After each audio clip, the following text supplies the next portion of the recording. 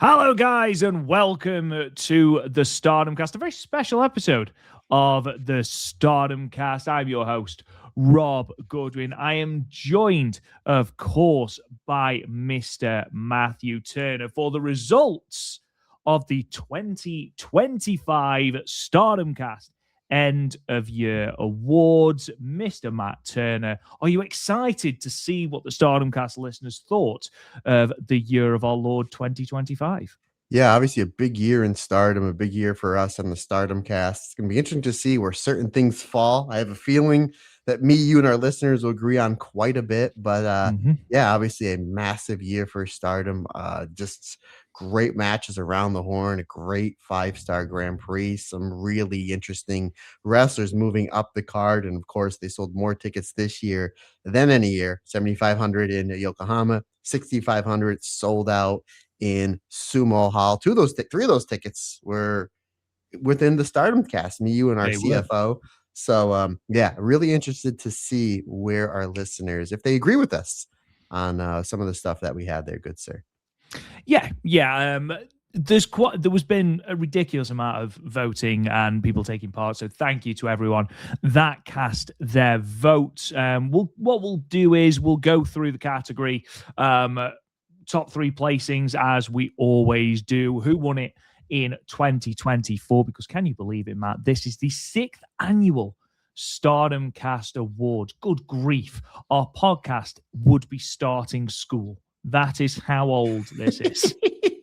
Wow, how about time flies, my friend. It really, really does. 6 years. Obviously, I'm entering my 5th year torturing you here on the Stardom Cast, and literally the point where we've had to create 2 new channels.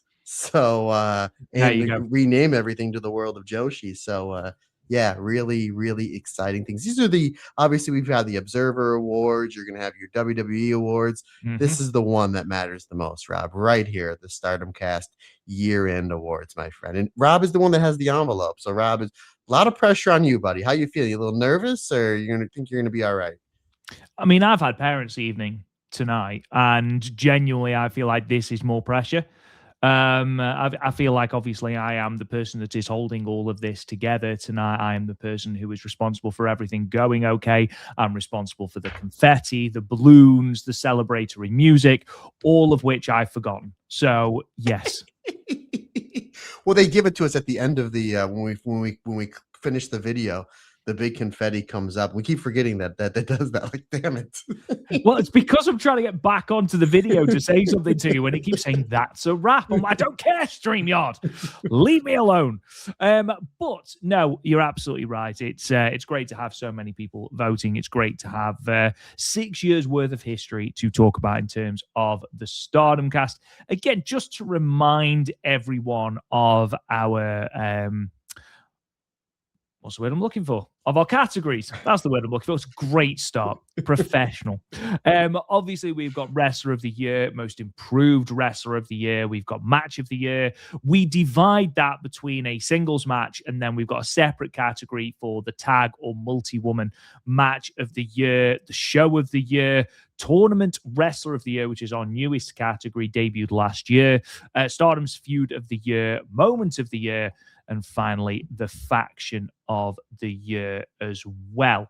It's going to be interesting because I think this might be the first year where Mayu Iwatani doesn't feature in some way. So, yeah, quite the monumental set of awards. She might feature in our Marigold Standard End of Year Awards, though, so definitely tune into that as well. Yes, sir. Yes, sir. Hey, Rob, real quick before we before we get rocking and rolling, you survived on Sunday, huh? You had a football match on Sunday. Oh, jeez. I figure no better show to talk about this than the year-end awards, good sir. Yeah, there seems to be about 25 cup competitions our team plays in. So we were in another cup competition on Sunday, and well, as we were in another cup competition. We've unceremoniously been dumped out of that cup competition now because we never seem to get drawn against teams below us or even in our league. We always get drawn against teams above us. So, yeah, we got drawn against another team above us in the cup competition, got absolutely battered. We were told by the manager. So it was my first start. So I'd come on for 10 minutes the week before. It was my first start. Wasn't quite aware of how not match fit ready I was until I started playing. We were 3-0 down within, I believe, 10 minutes. Or 11 minutes, something like that. So, yeah, sort of it started poorly, continued to get worse, plateaued for a little bit, and then fell off a cliff. Was pretty much, I think it ended up being 8-0 or 7-0, something like that.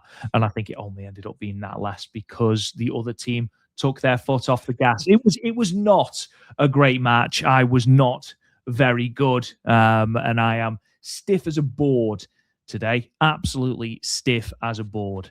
Well, you look handsome as ever, buddy. So there's the positive reinforcement here, folks. Yes, that's what we do. So it sounds like your team and my NFL team both got their, pardon my language, collective asses kicked this past weekend. I did see this because my NFL team, and I am the most casual of casual NFL fans. I'm only saying this because they appear to be doing well. I believe my team are in the championship match. There's 4 teams left. So you have your AFC championship and your NFC championship games this weekend. And then the winner of those will then play, I was going to say wrestle in this week. Wrestle or fight. That would be a show. They will play each other in the Super Bowl. Now, however, Rob, have you heard the bad news about your team? I'll be perfectly honest. I know that we are the Denver Broncos. I know we play in orange. The last time I took serious knowledge or serious note of anything to do with the NFL, Peyton Manning was still our quarterback. So I know we have, is it Bo Nix? Well, yes, technically you had Bo Nix. Bo Nix Brilliant. On the second to last play broke a bone in his foot. So he is your star player and you're going to the biggest game in Denver history since Peyton Manning. However, the good news is you guys are playing at home, but pretty much there's this is the opposite of Star Wars Episode 4, A New Hope. Just take the new and put no hope. Brilliant. Who would they play? Is it the Patriots or the Patriots? Which is funny because years ago it would be like Brady versus Manning, and obviously both those legendary quarterbacks have retired. So it is pretty cool seeing those franchises bounce back. But they should just pretty much give the Lombardi Trophy, which is the Super Bowl trophy, to the Seattle Seahawks because nobody's beating them. But who knows? Upsets do happen quite a bit. We've seen Rihanna pull off some upsets. And maybe we'll see. This is my segue. Maybe Rihanna will win 2025 Wrestler of the Year, Rob. Maybe that is a big upset. No, I don't want to disappoint any hashtag Rihanators out there. She doesn't at all. So there you go. There you go. You gave the ending away to the movie. Yes, they defeat Thanos at the end. Absolutely. I'm that person that goes, not really dead, and then just walks away just to ruin the rest of the film of you. Anyway, let's get straight into this. And we're going to start, of course, with the Wrestler of the Year category. The category we are almost looking forward to. 2020 was Mayu Iwatani. Shiori won it back-to-back in 2021 and 2022. And Micah won it back-to-back in 2023 and 2024. Now, Matt, I feel like I am padding this out when everybody knows who will have won this category. But for the sake of argument, good sir, who would you have voted for in the Wrestler of the Year? It's a year that Starlight Kid had easily her best year. It's a year that Azumi had easily her best year. However, Rob Goodwin, it is easily Saya Kamatani. Not only my Wrestler of the Year for the Stardom Cast and the Stardom Cast Awards, my overall Wrestler of the Year, Saya Kamatani. Literally the point where you can probably put 2020 Mayu, 2021 Shuri, Micah from the past few years. If you were to take all of the Stardom Cast Wrestlers of the Year and put them together and then do a vote, I don't think anybody's voting against Saya Kamatani. What a monumental year for the Phoenix Queen. So my guess is that I have Saya Kamatani. My guess is you have Saya Kamatani. And my guess is, I would have said the Rihanators, but you already spoiled the surprise. My guess, our listeners probably have Saya Kamatani. It's probably a pretty overwhelming vote as well. Yeah, there's no point spanning this one out, really. Let's be perfectly honest. There are far closer votes. But those three women you mentioned are, in fact, the top three wrestlers. Saki Kashima got a vote, I assume, after announcing her retirement, which is quite nice. Tam Nakano got a vote as well. Bozilla getting some votes as well. But it was a pretty overwhelming majority with which the winner did win. Azumi was in third place with 7 or just over 7% of the vote. Starlight Kid in second, and then with an overwhelming majority of 53.68%. It is, of course, the Phoenix Queen, the Joshi MVP. It is, of course, Saya Kamatani. Unsurprisingly, Matt, when you consider just what she has been able to do. Obviously, of course, as I mentioned, Tokyo Sports MVP, the first women in 54 years to win it. Of course, we have then got the fact that she was able to bring women's wrestling onto terrestrial TV for the first time in a quarter of a century. She's won the World of Stardom Championship. She was your New Japan Strong Women's Champion. She's, of course, wrestled at the Tokyo Dome. She is talking about bringing Stardom to the Tokyo Dome. You've got incredible attendances throughout the year off the back of the Phoenix Queen. It's been an incredible year for her, Matt. And I think it's only fair that at this point, Saya Kamatani, of course, winning the Stardom Cast 2025 Wrestler of the Year, that you begin 2026 as you mean to go on by apologizing for your rant about the heel turn. Yeah, I haven't done that in a while, so this is the best opportunity with my new desk and my new microphone. I may as well. New microphone. Yes, thank you to my wonderful wife, who I was so excited that I told you this because I'm not handy at all, that I actually did all of this. So now if this hits me in the head in 30 seconds, you'll realize why, because I put it together. So absolutely, it's been 3 days been up, Rob, and I haven't. Nothing's broke. Knock on wood. But anywho, Rob Goodwin, yes, I will. I need to apologize for over about 2 years ago when I ranted on. I thought it was the end of the company. I thought it was. I'm like, why would you turn heel? Your next biggest thing. This person could be just as big as Mayu Iwatani, and I was right. She's just as big as Mayu Iwatani, but why turn her heel? So obviously, if you longtime Stardom Cast listeners know how much I enjoyed Saya Kamatani's run as Wonder of Stardom champion. I still go back from time to time and watch her stuff, which is just unbelievable. Unbelievable babyface, unbelievable heel. Unbelievable what she's been able to do, not only for Stardom, but women's wrestling as a whole. Like, there's really nobody touching, literally the point where I know Big Dave Meltzer was talking about Kamatani possibly being the overall MVP for the Wrestling Observer between her and Bandito, which has never happened in the history of the Wrestling Observer. But yes, here is my my apology, that I apologize to everybody. I was wrong about the heel turn on one Saya and gladly so. That's why, Rob Goodwin, I'm going to even try to be more positive in 2026 than I have in the past. So when they do turn Rion and they put her with Cosmic Angels and Waka goes back, and they turn Rion and Waka into two dancing people, that's all they're going to do is dance, I'm going to be like, this is a great idea. Mm-hmm. Genius. Printing money. Absolutely. For those who haven't heard Matt Turner's biblical rant about Saya Kamatani's heel turn, please go and find it in the archives. It is one for the ages. It's up there as one of my favorite Matt Turner moments, just because I don't think I spoke for about 20 minutes. No, and I had to ask. I thought that maybe you were gone, because I remember that's back when I used to do the podcast on my lunch breaks in my car before we were able to hammer out a time where I can do it in my fancy podcast room. But yeah, I was wrong, and that's probably the only time I've ever really been overly negative ever. You were going to say it's the only time I've ever been wrong. Oh, I'm wrong all the time. I mean, I've been wrong at least 7 times today, and it's only, it's not even nighttime yet. So, I'm wrong all the time. I'm, really, really good with it. But yeah, obviously I was wrong with that. Saya Kamatani's the biggest star in Joshi in the last 30 years, like putting on great matches, and I'm so excited for her return on the 7th.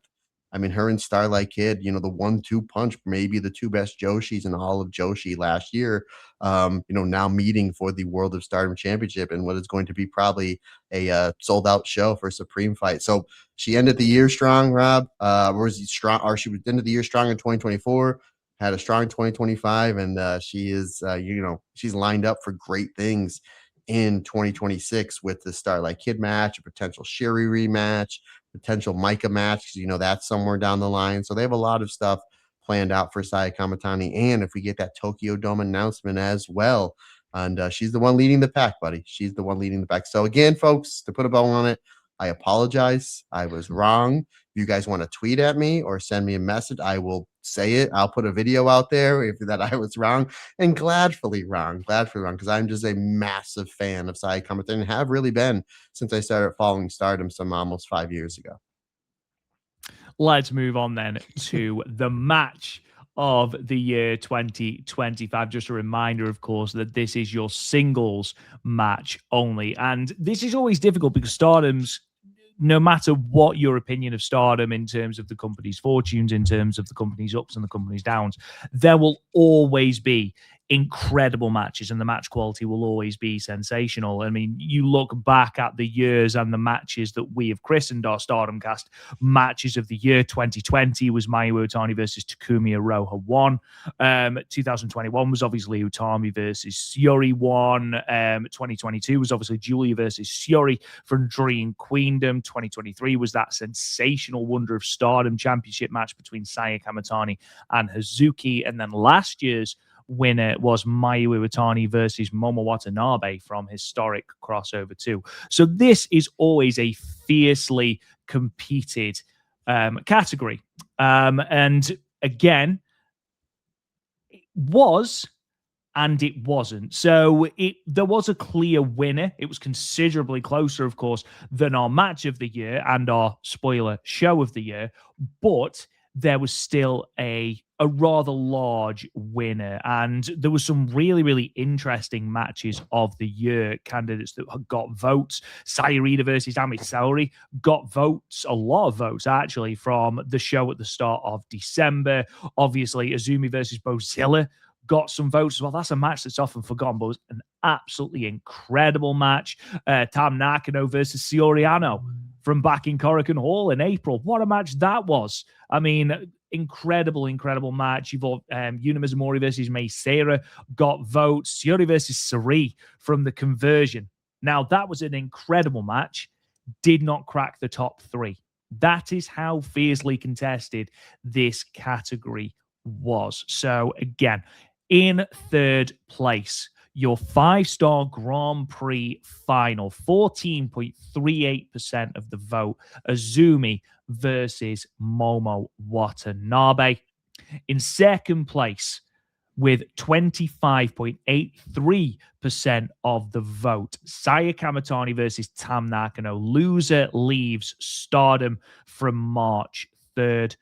And then finally, your winner of match of the year this year with 32.67% of the vote. It is, of course, Saya Kamatani versus Tam Nakano from All-Star Grand Queendom. 5.25 stars from Dave Meltzer in the Wrestling Observer. An incredible match. Just an incredible amount of emotion poured into this match in front of Stardom's biggest ever crowds. It felt like a monumental moment, Matt, and not only because of obviously the realization that Tam Nakano would indeed be retiring after this match, and of course, sorry, spoiler, and of course he has stayed retired as well, which we know in wrestling is a huge thing. But obviously just because it really did feel like a monumental shift in Stardom. And it was honestly one of the most incredible moments of Stardom's year, arguably of Stardom's history. And I will just give a shout out to Walker Stewart, again, as I often do when I'm talking about this show, because his commentary on this match and all of the aftermath was just chef's kiss. It was absolutely perfect. But this, for me, there was only one winner of this, Matt. And I realized afterwards I didn't actually give you a chance to tell me what your winner was going to be. But this was my winner. I imagine this was also your winner. An incredible match. And added to the pantheon of great matches that we've got as Stardom Cast match of the year winners. Yeah, the top three you have there were really good. I actually had Azumi and Momo my number two, and overall wrestling. I mean, I waxed lyrically about how much I like that match. My all-time favorite 5-star Grand Prix match. Mayu versus Shuri from this same show was my third favorite match in all of wrestling this year, but it wasn't the best match on the show because my number one is this with Saya Kamatani versus Tam Nakano for a lot of reasons. If you just watch this match, just in general, it is a 5-star plus match because just how great the match was and the emotion and then the post match.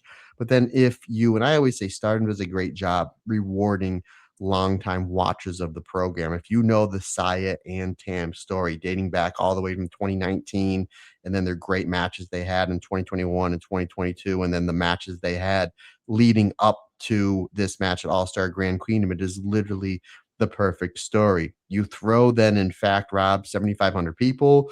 You add in the fact that Walker Stewart there. You throw in the fact that they had that great stage and the camera work was unbelievable. And they really upped the game. And then you throw in the fact that this is show from top to bottom. It's one of the greatest pro wrestling shows I've ever seen, which is saying something, folks, because I've been watching this sport obsessively for about 40 years and I've seen so many great shows. And this one is, if not one, it's definitely in my top 5. And then you throw this match on last. It's just like the perfect culmination. I mean, Micah Hashimoto, FWC versus Wingori, Azumi Starlight Kid. I mentioned Mayu and Shuri was a phenomenal match. My third favorite match I've seen in wrestling all this year. Wasn't even the best match on this show because this absolutely topped it. So yes, this was, Rob, not only my favorite match of this past year, but I still don't know the answer. It's either this or Mayu versus Io from Year in Climax 2016 as my favorite Joshi match of all time. That's how much I enjoyed this match. This was just absolutely next level. Really the perfect cherry on top to end the career for one Tam Nakano. Just again, you throw in the post-match thing where they're both sitting there and Tam points up at like a shooting star or whatever, and then all of a sudden lights go down, the lights come back up, and they're both gone. And it was like, we're off air. It was like unbelievable. Yeah, just unbelievable. This was, yeah, definitely my match of the year as well, buddy. And it's really nice to see that Saya and Tam from Corkin got number 2. I mean, it just really goes to show you how great that match. And I think I remember when we did our preview for All-Star Grand Queendom, I'm like, they're going to have to try to up the game from Dream Queendom and then March. And are they going to be able to do it? And they absolutely did. They absolutely did. It's really going to show you just what special talents Saya Kamatani and Tam Nakano are. None of that, Rob, but I've seen this match like a dozen times. That's how much I love this match. Special shout outs to, in my opinion, the best ref in all of wrestling, Daichi, because Daichi was so great in that match, like he always is. But when Saya hits Tam with the Twilight Dream, he didn't want to count to 3. He like 1, 2, and then stopped and then went to 3. And it was like, it added to it because he didn't want to count Tam's career out. It just added that much to it. And it was really great stuff. And you know, we got the chance to meet Tam Nakano a few times 2 years ago. And if you remember, Daichi was kind of Tam's handler. Like he was the one that was helping her out. So, you know, they have a close relationship. So that to me added so much more onto it. But yeah, obviously my match of the year as well. Good sir. Let's move on to tag match of the year then. And this was even more closely contested than the match of the year. And again, so many great multi-women matches. And this is something that me and you, Matt, preach quite often. There are few, if any, companies that do multi-women or multi-person matches as well as Stardom do. And that's sort of highlighted by the vast array of matches that got votes in this. So just out of interest, what was your tag match of the year this year? And I know that there are an absolute mountain of matches to choose from. Yeah, again, Stardom and Joshi in general just absolutely crushed tag matches. But my tag match of the year goes back to, I'm really going to test the microphone out here, Rob. The conversion. There you go. There you go, brother. With Wingori versus Soroi Poi. That is still probably right up there as one of my favorite Stardom or Joshi tag matches I've ever seen as well. I mean, those two really, really just melted my mind what you can do in the confines of tag team wrestling. So my tag match of the year, go back to the conversion. What a great show, especially that 1-2 punch at the end with Shuri versus Suri. But tag match of the year for the Goddess of Stardom Tag Team Champions, Wingori defending against Soriano and Natsupoi. Yeah, that's certainly up there for me. Wingori versus Fukuoka Double Crazy as well from All-Star Grand Queen. All-Star Grand Queen, man, was such a ludicrously loaded show. It really was. There was a couple of matches actually from this year's Goddess of Stardom Tag League as well. Bozilla and Akira Kuragani versus Suri and Miku Kanai was great from night 12. There was a lot of really, really good Artist of Stardom Championship matches earlier on in the year. Of course, you got Neo Genesis and Cosmic Angels. Got a 5-star match out of Dave and everyone was like, whoa, okay, Dave, chill your beans. And then they followed it up with Neo Genesis and God's Eye, which was, I actually thought, a better match. I'm not going to lie. I enjoyed that match better. And that, it was between that and Wingori versus Saori Poi for me. Those two matches really stood out as the two. But again, there was a handful that could have had your votes. And just to give you some indication of the different amount of matches that we had Starlight Kid and Suzu Suzuki versus Saya Kamatani and Momo Watanabe from all the way back at the start of the year. New Year Dream, that got votes. Saori Poi versus Suri and Miku Kanai from night 11 of the Tag League. You've got Bozo and Akira Kuragani versus Saori Poi from night 12 of the Tag League. You've got Neo Genesis versus God's Eye for the Artist of Stardom Championships. Azumi and Saya Kamatani versus Tam Nakano and Starlight Kid from the Naita in Korakuen show. There's literally 4 or 5 other matches that got votes. That's how good this category is. In terms of what has won it in the past, back in 2020, there was a great match between Marvelous and Queen's Quest, which, if you haven't seen, go and watch that. That was really cool. Takumi Aroha, Rin Karakura, and a young Mei Sarah who was under Mei Hoshizuki at that point versus Utami Azumi and Momo Watanabe, I believe. So really good match if you haven't seen that. Fukuoka Double Crazy versus Momoaz from 2021. 2022 was Prominence versus Oedetai. 2023, I mean, there was only really one winner that could have happened in 2023. It was the phenomenal cage match between Oedetai and Queen's Quest. And then last year, Fukuoka Double Crazy versus Crazy Star won it. This year, your top 3 in terms of Stardom Tag and multi-woman matches of the year. In third place, 10.71% of the votes. Wingori versus Fukuoka Double Crazy from All-Star Grand Queendom 2025. In second place, with 21.46% of the vote, Wingori versus Saori Poi from The Conversion. And finally, your tag and multi-woman match of the year, Supreme Fight 2025 in Korakuen Hall. It is, in fact, Neo Genesis versus Cosmic Angels for those Artist of Stardom Championships. Another Meltzer 5-star match. And Matt, again, as I mentioned before, Stardom were putting on Artist of Stardom after Artist of Stardom match that was absolutely blinding. And this really was a fantastic match on a fantastic show, because this was also main evented by Saya Kamatani versus Suzu Suzuki, which was a tremendous show. I believe this was a sold-out Korakuen as well. I believe it was 1,500 and something. They broke the for the first time that was right. The first time of like 6 times this past year. Remember when that was a thing? Remember, like, oh my god, they broke the record. And anytime it was Saya Kamatani red belt, like it kept breaking the record. I feel like they've broken it 3 times again just this year, which is mad.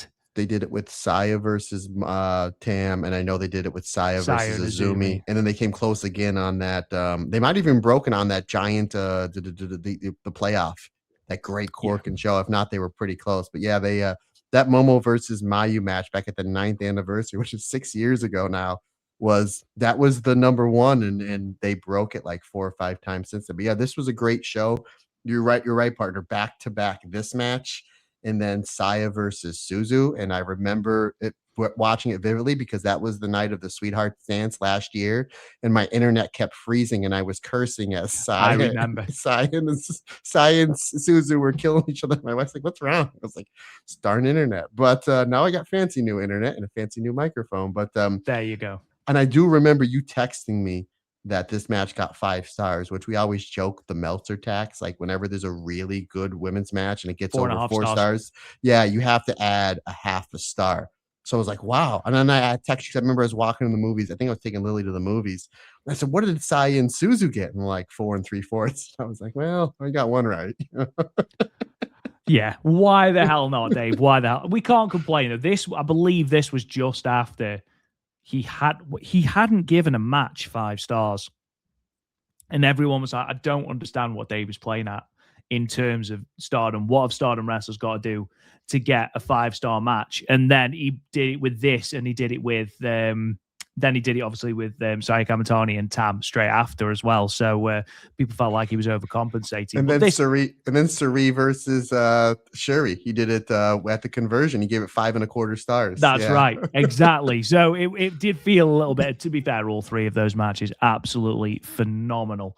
But yes, it is a joke, a running joke that Dave Meltzer will give a women's match 4.5 stars just off the cuff without really thinking about it. And this is, by the way, your reminder that Miyu Amasaki has more 5-star matches than Mayu Iwatani. Just let that sink in for a minute. And Kurt Angle. Kurt who? Kurt Amasaki. Real quick before we put a bow on this, if you remember, Dave did not give the Shawn and Undertaker matches at Mania 25 or 26 5 stars. So Miyu Amasaki technically is a better wrestler than Shawn Michaels and The Undertaker. I'm sorry, let me rephrase that. Miyu Amasaki is a better wrestler than WrestleMania Shawn Michaels and WrestleMania The Undertaker. Yep, absolutely. And just a quick reminder that he refused to give Mayu Iwatani and Shuri from that 4th of January show 4 stars because of the headbutts, and then proceeded to give about 3 men's matches with headbutts 5 stars. And it was like 2 weeks later, it was Moxley versus somebody. That's right. They were headbutting each other so hard they bled for real. Yeah, and then you've got Swerve Strickland and Adam and Hangman Page, where one of them got a literal syringe through the face, and Dave was like, all of the stars. They were great matches, by the way. I also gave them 5 stars, but the fact that Mayu doesn't have one is madness. Is absolute madness. Anyway, moving on. We are moving on now to the Stardom Cast show of the year 2025. And we revert back, Matt Turner, from the relative closeness of the call of the tag multi-woman match of the year category to an absolute onslaught for show of the year, to the point where only 4 shows even got votes. That is by how big a margin this category was won. So, of course, I think we all know what show has won this, and that is, of course, the Path of Thunder, Dum Dum Dum, and rock and roll. Oh, I was wrong. So I thought the winner was going to be night 1 of the 5-star Grand Prix because of 18 matches. That's what I thought. You're wrong. It was actually night 7 of the Tag League. No, it wasn't, obviously. But for the sake of this, Matt, I'm sure, again, just like Match of the Year, just like Wrestler of the Year, I imagine we have a same Show of the Year simply because to me, it can't be anything else. This show was... You're never going to have another show like this. You know, this year's show, again, this year's show, I'm sure will be fantastic. I'm sure will be loaded. But there was so many things that conspired to make, for me, All-Star Grand Queendom, which is my winner by an absolute landslide, this incredible show, Saya and Tam in a retirement match where one of them was going to retire. You've got Starlight Kid and Azumi in a white belt match, which they always produce magic when they're together. What would ultimately be Mayu Iwatani, the icon of Stardom, someone who has been that constant in the company since its inception, her final match in Stardom, and what a final match it was. Then, of course, you throw in Fukuoka Double Crazy versus Wingori. You throw in Rina versus Yumiko Hotta. Sure, why not? You throw in Mei Seira versus Suzu Suzuki. Absolutely. Why the hell not? Michael Satomaro having one more show at Stardom too. Absolutely. It was a mind-boggling show, and Stardom had produced some excellent shows. The Conversion last year was incredible. The Path of Thunder, Bum Bum Bum, and Rock and Roll was incredible as well. Dream Queendom, of course, we were there despite it being a bit long. And again, I do think that the jet lag probably played a little bit of a part in that.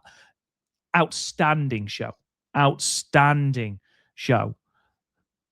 But if anything, all of that just really does indicate just how strong a show for me All-Star Grand Queendom was, Matt. And I imagine the same for you as well, brother. Yeah, 100%. I just made mention a few minutes ago. It's one of my favorite wrestling shows I've ever seen, ever.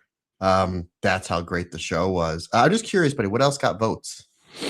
So in terms of this year, the 4 shows that got votes, of course, there's no point being around the bush here. It was All-Star Grand Queendom, of course, won. So 4 shows got votes, and the votes you had Path of Thunder, Dun Dun Dun, and Rock and Roll. 3.6% of the votes went to Path of Thunder. The Conversion, which got 7.84% of the votes. You've then got Dream Queendom, which got 17 and a bit votes.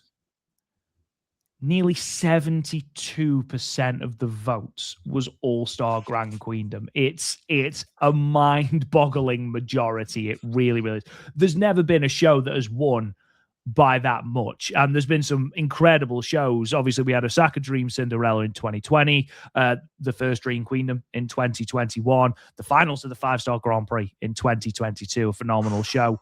The 2023 All-Star Grand Queendom, Mercedes Moné versus Mayu Iwatani, and then the Dream Queendom from 2024.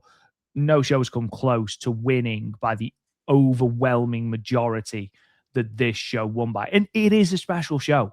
It really is.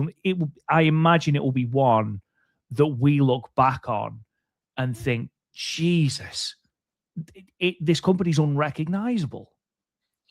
Yeah, I'm a little shocked that the playoff from the 5-Star Grand Prix didn't get any votes whatsoever. That's probably my second favorite show in all of wrestling this past year, because there wasn't a miss. Suzu and Bozilla, Azumi's 2 matches, Rina's 2 matches, Momo and Suri almost getting arrested for attempted murder and killing about 4 fans on the way to that brawl. But I mean, you're absolutely right, but this whole year was loaded with so many great shows from Star. We made mention a few minutes ago, the Supreme Fight with those back-to-back 5-star matches. But yeah, this All-Star Grand Queendom show was just, we knew it was going to be special.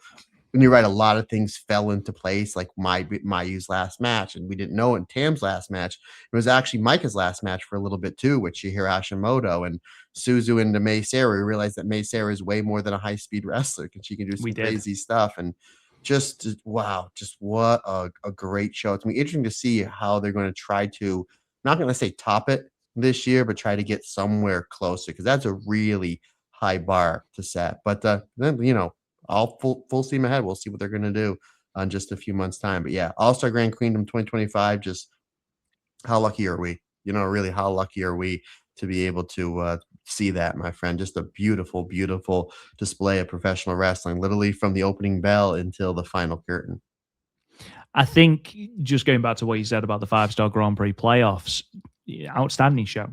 Absolutely outstanding. But the problem was, you hold it up next to All-Star Grand Queendom, and yeah, absolutely, there were matches on that playoff show that were better than some of the matches in All-Star Grand Queendom, but as a theater, as, you know, a performance, as an experience, nothing comes close to All-Star Grand Queendom. And I think people have got that so ingrained in their heads, their memories, whether that is because of the Tam retirement and that beautiful final image, whether that is because of Mayu Iwatani's final match.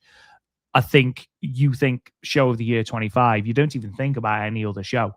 you just think about All-Star Grand Queendom. And I think it's more of a testament of the strength of this show than anything else in terms of match quality. So that's what I'm choosing to interpret it as. We move on to most improved of the year. This is always a hotly contested category as well.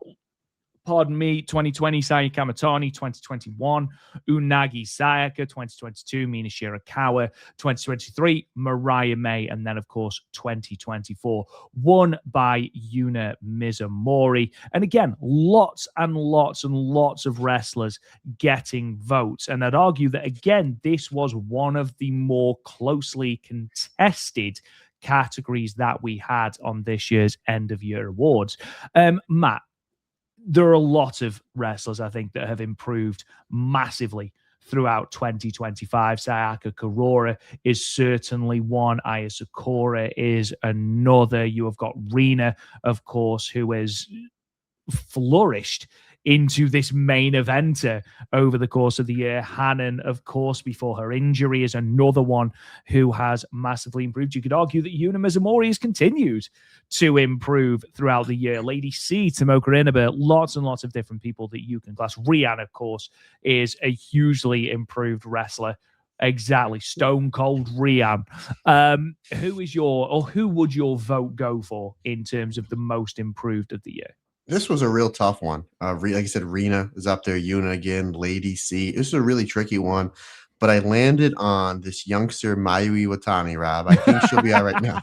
I think she'll do well in the business. She'll be all right. She won't get any 5-star matches, though.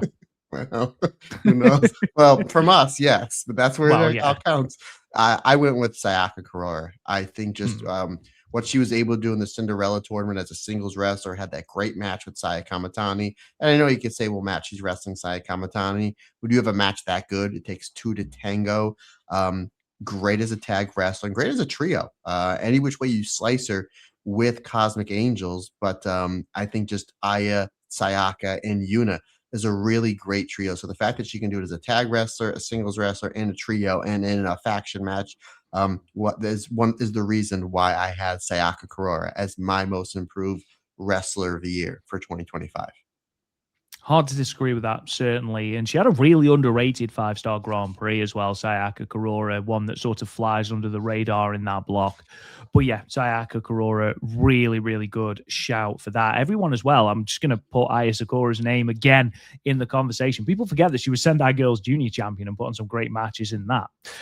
Anyway, it's worth going through all of the people that got votes. So these are the people that got votes but didn't place. So with 3.6% of the vote, you got Riwaka. I'm not going to go through the percentages of them all. Aya Sakura got votes. Yuna Mizumori got votes. Hanako, someone we didn't mention, Matt, of course. Lady C, Akira Kuragane, another one. Sayarida, who is fantastic and I wish nothing but the best for.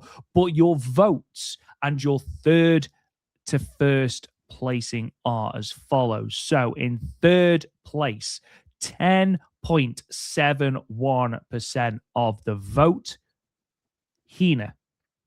Someone else we didn't mention, and someone else actually who could very well have won this category. That run with the Future of Stardom Championship, I think, really has cemented her confidence. She feels like a different wrestler. In second place, with almost 18% of your votes, Sayaka Kurora, and that means that out in front with 21.47% of the vote, it is the Pink Devil herself, Rina. And Matt, again, when you consider the trajectory that she has had this year, finals of the Cinderella, phenomenal white belt match against Starlight Kid, so phenomenal that they're giving her another opportunity at the white belt in just a couple of days' time. In fact, tomorrow, as we record. 12 hours, yeah. I was getting confused with the Marigold Corrigan, man.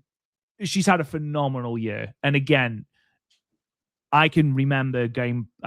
for some strange reason, I was listening while I was washing my car to one of the early Stardom Cast episodes, and it was one of the first ones we did. I think it was like number 6 or something like that. And just for context, I believe this is 291, I think, or 292. Wow. Why are you not sick of us yet? Anyway, I was talking then about how Rena, stood out from the crowd, of all these young wrestlers because of the charisma and character that she had. And it feels like that potential is really being realized. And she is only 18.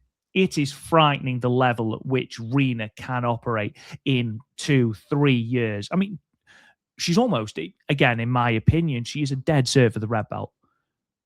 Like, you could really build something phenomenal with Rena. She is a heel. She is a brat. That's her whole gimmick. She is a brat. When she challenged Konami in Sumo Hall, people went nuts. People are big into Rena. And this show will come out just before the Korakuen pay-per-view on the 21st. Rena might be your white belt champion right now. And I don't think there is a single Stardom fan that would go, it's too soon. It's too soon to put the white belt on her. I think she'd flourish. I really, really do. Do you think? Actually, Andy Hedder sent me this text message a few hours ago. Do you think that she wins the white belt, Rob? Quick little prediction here. Heart, yes. Head, no. My prediction is Konami retains and the big sister comes out, and then Hanan wins it, and then we get to with my heart, Hanan and Hazuki. I'm booking way ahead. But yeah, I wouldn't be shocked. I mean, it's a real tough one. It's not like one of those ones where you're like, oh, Saya Kamatani is going to retain, or, we know Starlight Kid was going to retain the Wonder Belt throughout majority of her run.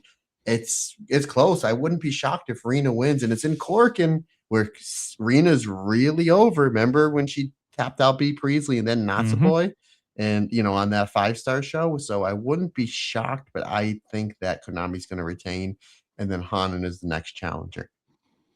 Yeah, I think had Hanan not been fit, I could have seen Rena take the belt off Konami. However, with Hanan being fit and Hanan being on the shelf since September because of Konami, at least in storyline, it makes sense for Konami to hold it and then for Hanan to take the belt off her.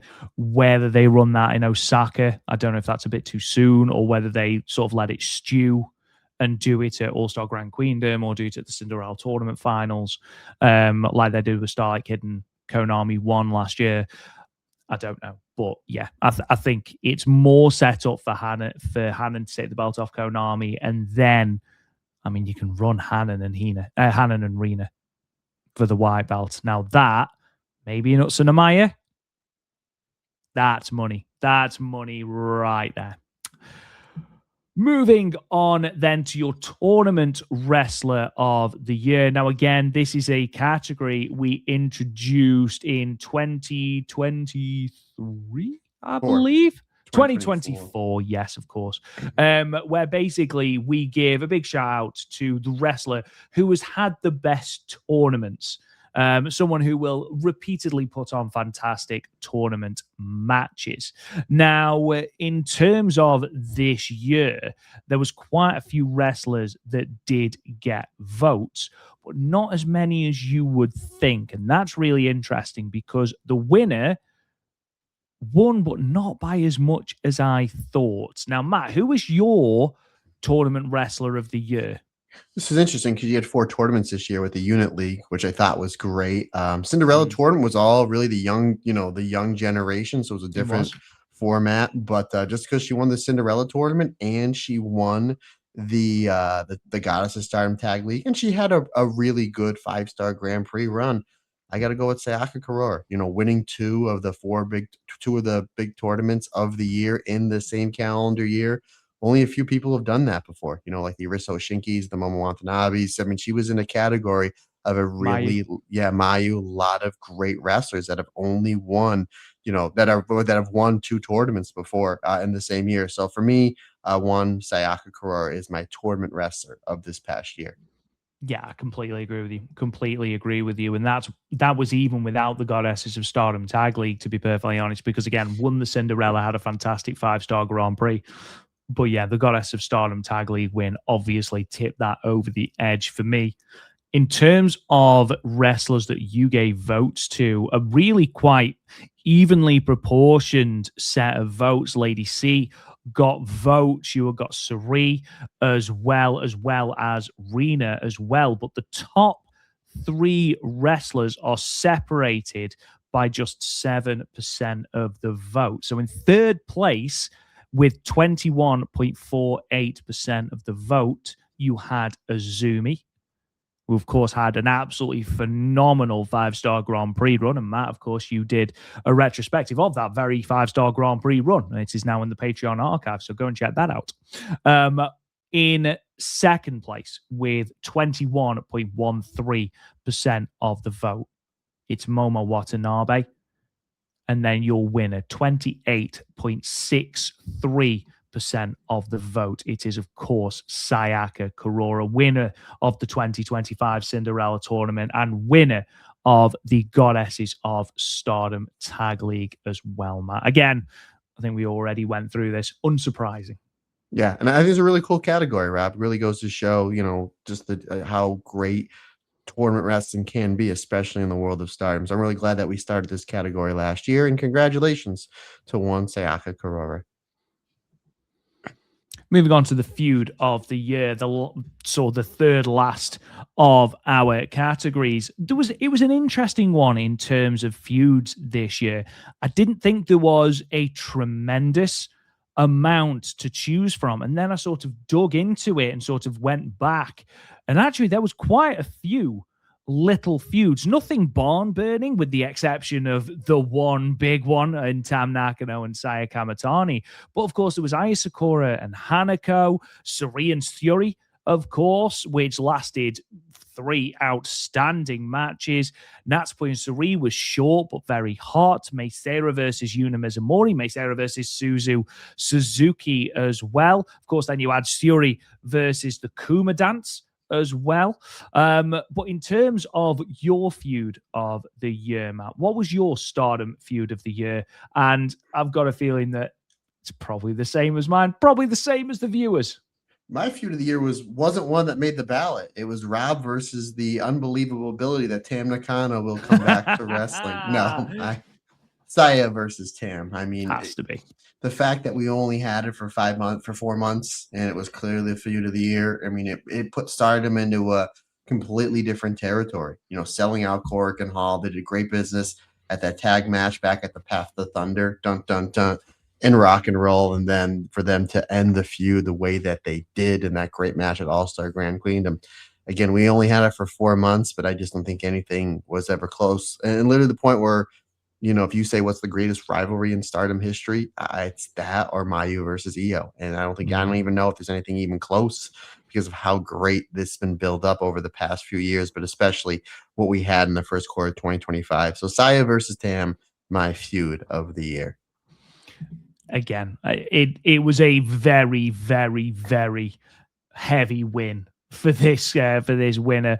I will just point out, thank you to the people that voted for Rob versus Historic Crossover 3 actually existing as part of the Stardom feud of the year. How many votes? How many votes? What's the percentage that got? 10.34. 10.34. It got more votes than Suri and Suri. Just as hard hitting, folks. Maybe a little more entertaining. And you know what? It continues to burn on because I'm still not sure it exists. And yeah, it beat Natsuko and Suri as well. So thank you, everyone, for that. It tickled me when I closed the ballot. So thank you for that. However, in terms of what we had, that finished in third place, which is still mind-boggling. Just beating out Meisera and Yuna Mizumori. In second place was Suri versus the Kuma dance, but with 60.74% of the vote, it is, of course, Saya Kamatani versus Tam Nakano. It's a feud that's interesting because incredibly hot feud, as you mentioned, 4 months, and gave us 3 incredible matches.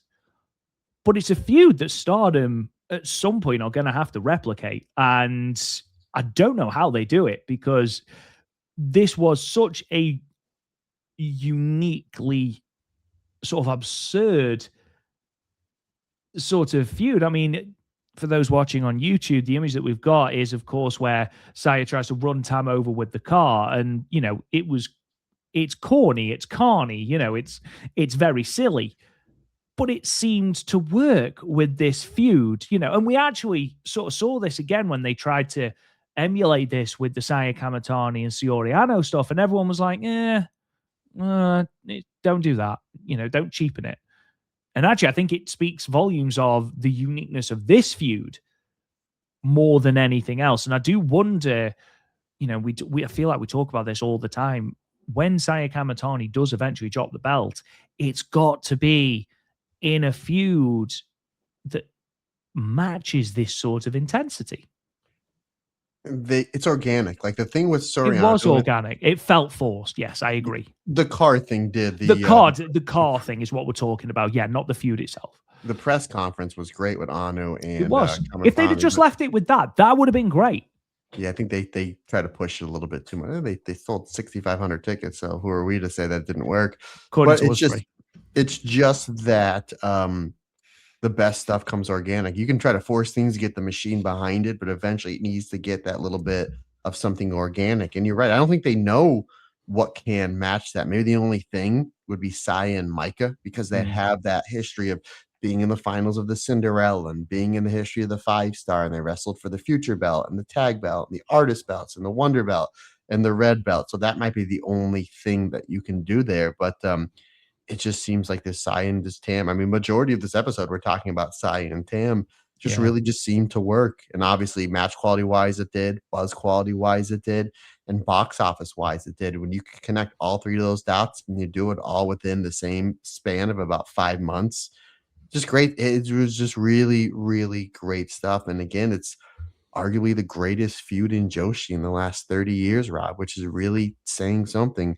What Saya and Tam have been able to do. And the fact that you're able to weave in different parts of hate and different parts of Cosmic Angels, getting them involved in the feud with Sayaka Kurora and Natsuka Tora, and then, Ruaka, and then you're throwing Starlight Kid in there from time to time. I know she's part of Neo Genesis, but when you can add different characters into the feud, you're giving those characters a rub as well into that big main event scene.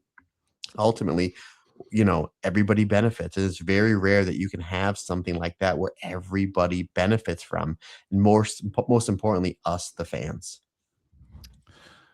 Moving on then, your second to last category, moment of the year 2025. And Stardom have had some moments this year, to say the least. I mean, Dream Queendom selling out Ryogoku, Mai Iwatani, the icon of Stardom, leaving Stardom, Momo Watanabe winning the 5-star Grand Prix, Yuna Mizumori finally winning the high-speed championship. There's so many different moments that Stardom have had this year. Again, drawing over 7,000 people to All-Star Grand Queendom. It's a truly astonishing feat, that in of itself. But that didn't finish in the top 3. And again, it might feel like it's all we're talking about at the moment, but the winner, of course, 2 very familiar people by this point in the episode.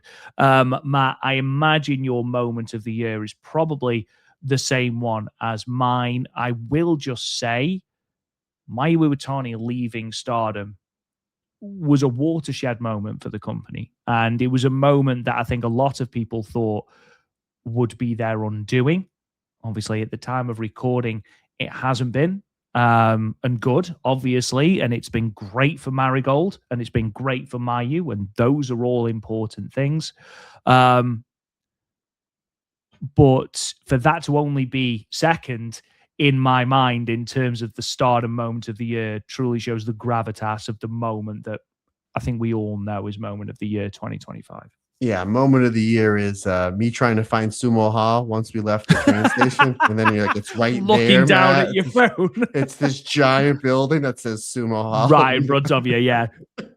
I will remember that. If the good Lord lets me live till I'm 100, I'll remember that. That absolutely classic me moment. But the retirement of Tam Nakano. Again, you throw in the show, the match, the building, And then just those final moments with the two of them, with Sai and Tam putting on one of the best matches in Joshi history.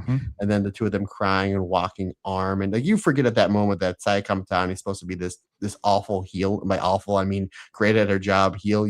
She becomes a baby face for like 4 minutes because the two of them are walking, crying, because now it becomes real.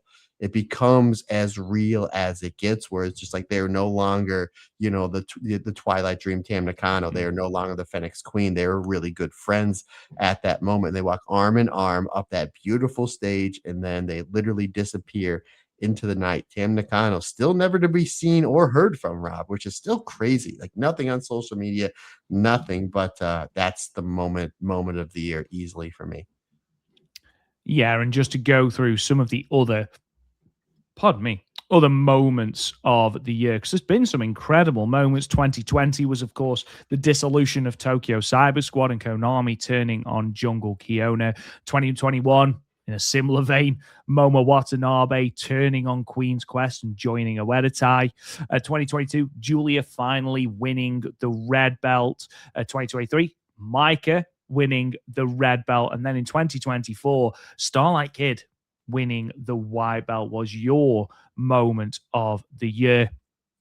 This year, however, in third place with 14.38% of the vote, it is Saya Kamatani winning the Tokyo Sports MVP award. In second place, it is Momo Watanabe finally winning the 5-star Grand Prix, but with another overwhelming majority, 46.49% of the vote. It is, of course, Tam Nakano's retirement against Saya Kamatani at All-Star Grand Queendom. And as Matt mentioned, Tam Nakano, not heard from since. Crazy. Yeah. Incredible moment, incredibly well produced by Stardom. Again, incredibly well commentated by Walker Stewart. Just let the moment breathe. An incredible moment, and one that will certainly endure as well. Finally, faction of the year 2025. And Matt, would you believe it? It's another overwhelming majority.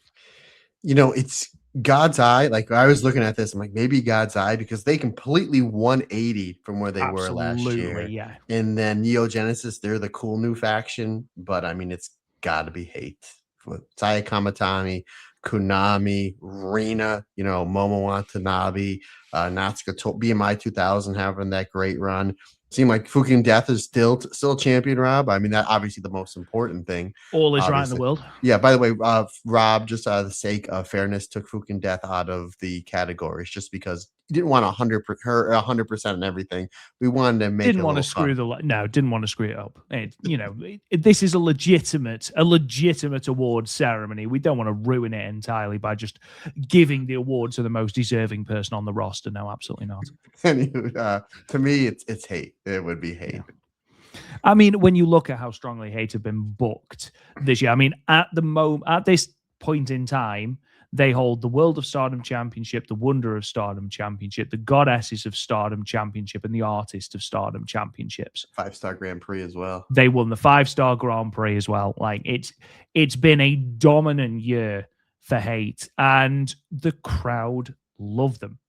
Like, when you look at how almost ice cold Oedetai were in 2020, 2021, 2022, before the Momo Watanabe turn and the Starlight Kid turn, that was arguably the sort of beginning of the turnaround for it. You look at hate now, they are doing their own independent sort of award ceremonies and sort of events that are selling out instantly. They are becoming something of a phenomenon. And again, it feels like Stardom are very heavily leaning into the hate thing, sort of building them up as dominant heels to topple. And it's quite an old-fashioned booking technique. You build the heel up so that when they are eventually toppled, it means even more.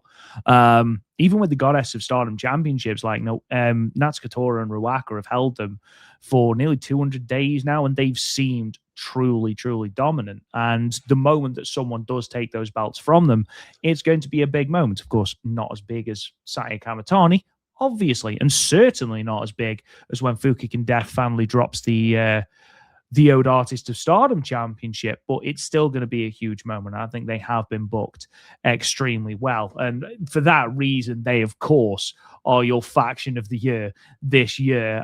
Just again, to give you some context in terms of how the other votes were done, 10.43% of the votes went to Cosmic Angels in third place. Neo Genesis still got a substantial amount of the votes. 25.11% of the votes went to Neo Genesis, but 50.76% of the vote went to Hate, which is, again, another overwhelming majority. I don't think we've had, in the 6 years of doing the Stardom Cast Awards, I don't think we've had as many categories that have been so overwhelmingly won, which is saying something in terms of the company this year. Yeah, they're putting all their chips into the Sai Kamatani hate bunch, and again, they're cashing them in with a lot of tickets being sold, a lot of views, a lot of new subscribers. So clearly, it's working. The old saying where baby faces sell T-shirts, heels sell tickets. I mean, and it's just proof is right in the pudding here, partner. Yeah, they are certainly putting all their eggs in the hate crate without a shadow of a doubt. It was right there, mate. It was right there. You didn't say it. Sorry, just speaking of Neo Genesis, I know that they finished second, and again, they are one of the most popular factions in Stardom, if not the most popular, depending on your opinion of hate. Did you see that Miho Amasaki forgot to turn up in a Neo Genesis matching gear the other day? Oh yeah, that's right. They all came out in their fancy and like Miho Amasaki was in a singles gear and was like, "Oh, I can't believe I've done this." and of course, because Neo Genesis are because they're all professional, obviously no one made a big deal out of it. Right. Absolutely. Anyway, ladies and gentlemen, that does bring us to an end of our 2025 end of year awards. Thank you to everyone who voted, who took part. We massively appreciate every single one of you. We'll be back, God willing, next year for the same vote. Maybe Saya Kamatani will still be your World of Stardom champion. Who knows? But ladies and gentlemen, thank you so much for listening. We truly do appreciate you. You can subscribe to the podcast wherever you get your podcasts. We will be back later on in the week to review this weekend's shows and the Korakuen Hall pay-per-view as well. Matt Turner, would you like, good sir, to sign us off? Folks, questions, comments, suggestions, anything you need from me, Matt Turner OF on the Instagram and the Twitter is the easiest, fast, and best way to get a hold of me. Or you guys can shoot me an email. The email address is thestardomcast22@gmail.com. Folks, that's going to wrap it up for our yearly end of the year awards. We greatly appreciate your support. Can't do without you. It's like I always say, it's just not my podcast. It's our podcast. Because all us together, and everybody's different. Everybody's special.